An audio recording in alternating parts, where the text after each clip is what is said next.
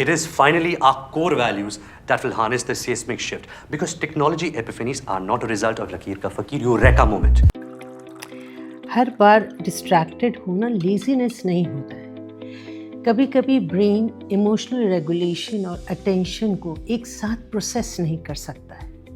अगर ADHD को ध्यान से देखा जाए तो उसके क्या स्ट्रगल्स होते हैं। आप कॉन्स्टेंटली मूव कर रहे हैं तो आप अपने आप को कंट्रोल नहीं कर पा रहे हैं, कॉन्स्टेंटली रेस्टलेस होते हैं, आप बिना सोचे समझे एक्ट कर लेते। You first act then you think.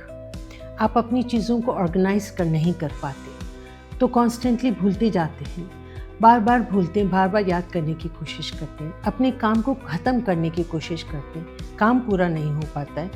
आप मल्टीटास्किंग करते हैं तो एक काम अच्छी तरह से नहीं हो सकता है क्योंकि ऐसा लगता है कि सब काम एक साथ कर लें, तो उस वजह से कोई भी काम पूरा नहीं हो पाता है, कंप्लीट नहीं हो पाता है, सही तरीके से नहीं हो पाता है। बात कर रहे होते हैं तो आप प्रेजेंट वहाँ होते हैं, कॉन्वर्जेशन में प्रेजेंट होते हैं, लेकिन दिमाग कहीं और होता है।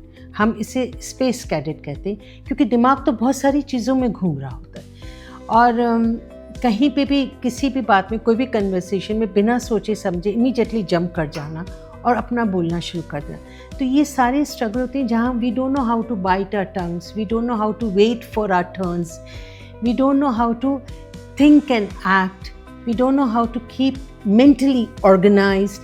ये सारे struggles ADHD के साथ होते हैं। If you relate to this and if someone known to you relate to this and you really find it difficult to control yourself or to regulate yourself, please visit Mindworks page for better support and better assessment. Thank you.